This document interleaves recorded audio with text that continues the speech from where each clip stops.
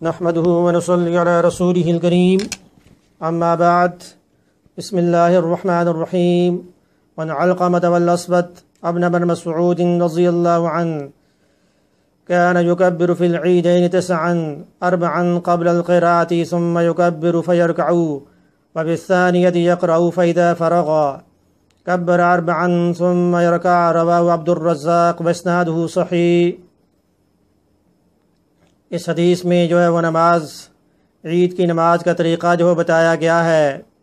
تو عید کی نماز کا طریقہ یعنی عبداللہ بن مسعود رضی اللہ عنہ کا عمل جو وہ بیان کیا گیا ہے، جن کے بارے میں حضور اکرم صلی اللہ علیہ وسلم نے فرمایا کہ میری امت کے جو فقیہ جو ہیں وہ عبداللہ بن مسعود رضی اللہ عنہ ہیں.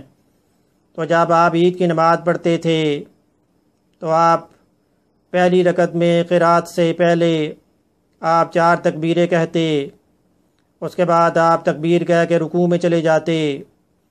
تو پہلی رکعت میں یعنی طریقہ کار یہ ہے، یعنی 4 تکبیریں کس طرح بنتی ہیں کہ سب سے پہلے جو ہے تکبیر تحریمہ، اور اس کے بعد پھر ثنا، اور اس کے بعد پھر دوسری تکبیر یعنی تکبیر کہہ کر اللہ اکبر، ہاتھ جو ہے وہ چھوڑ دینے ہیں. اس کے بعد پھر دوسری تکبیر اللہ اکبر، پھر ہاتھ جو چھوڑ دینے ہیں، اور اس کے بعد پھر تکبیر کہہ کر ہاتھ جو ہے باندھ لینے ہیں. اس کے بعد پھر قرات کرنی ہے اور سورت ساتھ ملا کر.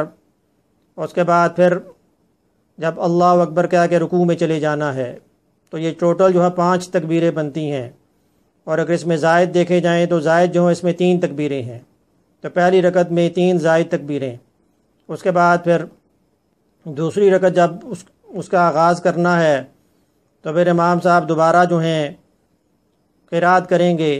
اس کے بعد سورت پڑھنے کے بعد یعنی قرات جب مکمل ہوگی تو رکوع سے پہلے اللہ اکبر کہہ کر ہاتھ جو ہے وہ نیچے چھوڑ دینے ہیں.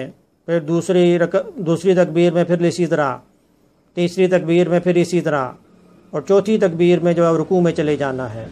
تو ٹوٹل یہ 4 تکبیریں بنی، اور اس میں زائد جو ہے وہ 3 تکبیریں، کیونکہ چوتھی جو تکبیر ہے وہ تو رکوع کی ہے. تو عید کی نماز میں یعنی 2 رکعت جو عید کی نماز ہوتی ہے اس میں 6 زائد تکبیریں اس حدیث سے ثابت ہو گئیں، جو عبداللہ بن مسعود رضی اللہ عنہ کا عمل جس میں بیان کیا گیا ہے، جو مصنف عبد الرزاق میں صحیح سند کے ساتھ بیان کی گئی ہے. تو عید کی نماز جو ہے وہ مرد پر جو ہے وہ واجب ہے، عورتوں پر واجب نہیں.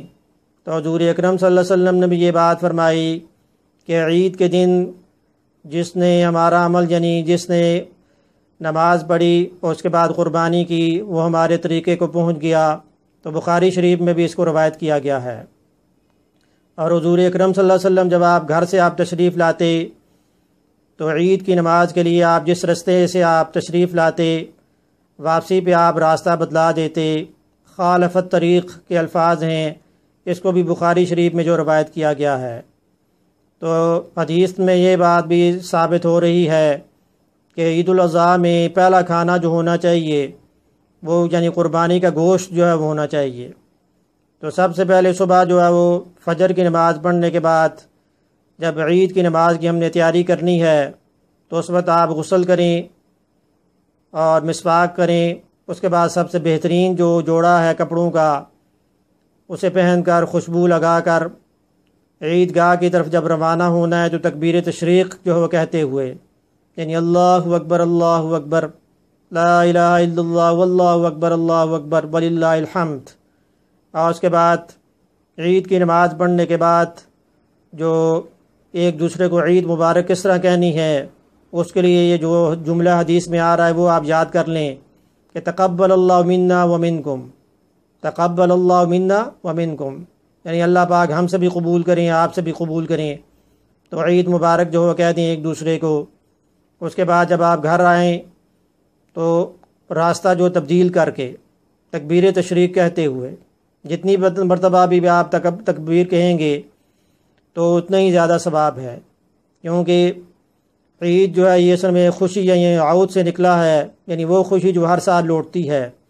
تو اللہ پاک کا یعنی شکر کس طرح ادا کرنا ہے اللہ پاک کی بڑائی بیان کر کے، کیونکہ اللہ پاک نے یہ موقع دیا ہے. تو عید کا جو دن جو ہوتا ہے اس میں ایک تو خوشی منائیں اور اللہ کی زیادہ سے زیادہ حمد و ثنا جو بیان کریں۔ فسبح بحمد ربک واستغفر تو اس سے اطیع اللہ اطیع الرسول پر اسی صورت میں عمل ہو سکتا ہے جب ہم حضور اکرم صلی اللہ علیہ وسلم کے بتائے ہوئے طریقے کے مطابق عمل کریں گے۔ تو اللہ پاک ہمیں عمل کرنے کی توفیق عطا فرمائے۔ وما علینا الا البلاغ المبین۔